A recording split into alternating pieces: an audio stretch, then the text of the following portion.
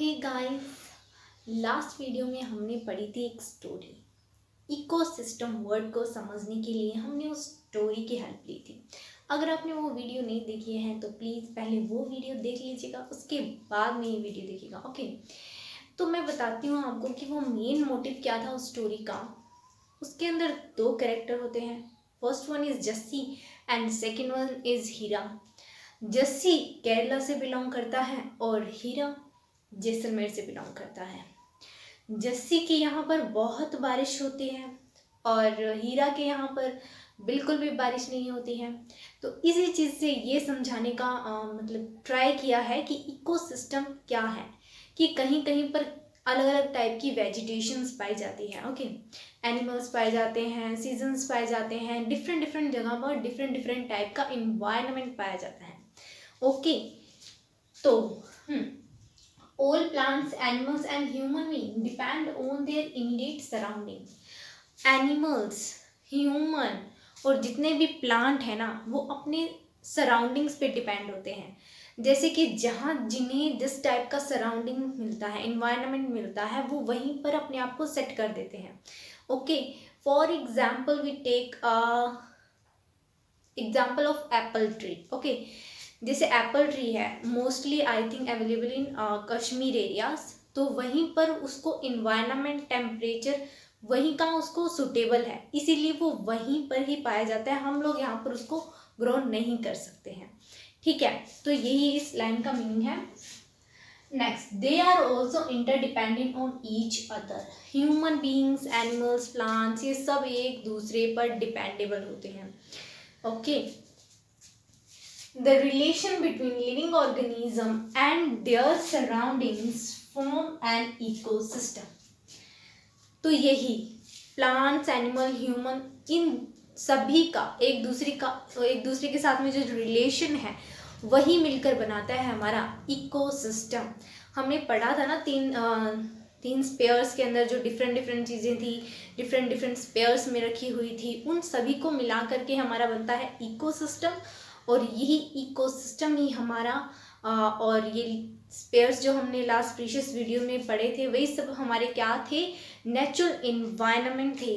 Okay, for example forest, grassland, ocean, river, desert, mountain etcetera, ये सभी आते हैं इकोसिस्टम में। सो या गाइस, ये था हमारा नेचुरल एनवायरनमेंट। आई होप कि आपको बहुत अच्छे से समझ में आया होगा। अगर आप सो गाइस, नेक्स्ट टॉपिक है हमारा ह्यूमन एनवायरनमेंट। तो देखते हैं कि ह्यूमन एनवायरनमेंट क्या होता है। लास्ट वीडियोस में हमने नेचुरल एनवायरनमेंट के बारे में पढ़ा था, जहाँ कौन डोमिनेट था, नेचर डोमिनेट था। ह्यूमन एनवायरनमेंट में ह्यूमंस डोमिनेट होंगे। ओके, जैसे ह्यूमन जो होंगे वो अपने तरीके से एनवायरनमेंट को चलाते हैं। तो आइए देखते हैं कि क्या होता है। Human interact with the environment. Human जो होते हैं ना वो इंटरेक्ट करते हैं, समझते हैं, अपने आप को उसके अंदर ढालते हैं इन्वायरमेंट में और उसको and modify it according to their needs. अपनी ज़रूरतों के लिए उसको मॉडिफाई करते हैं, मतलब उसको यूज़ करते हैं अपने तरीके से। Okay, earlier humans adopt themselves to the natural surroundings. जो अर्लियर ह्यूमंस थे, जब हमारे यहाँ पे टेक्नोलॉजी नहीं थी, जो अर्लियर ह्यूमंस जो हम पढ़ते आ रहे हैं ना आदि मानव के बारे में, तो उन्हीं ह्यूमंस की बात हो रही है कि वो लोग क्या करते थे, टोटली डिपेंडेंट थे किस पे, नेचर पे।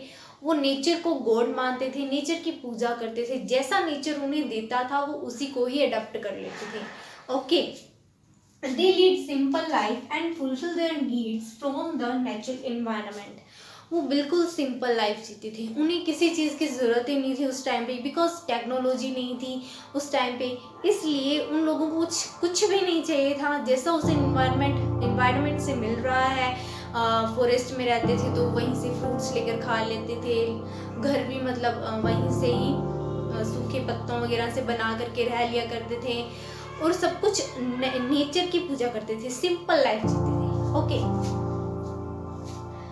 with the time grow, human learn new ways to use and change the environment। जैसे जैसे टाइम बीतता गया, आपको पता ही है धीरे धीरे करके ही सबसे पहले फायर कैसे ग्रो होती है उसको हमने देखा था, समझा था। आपने अपनी बुक्स में पढ़ा ही होगा ना।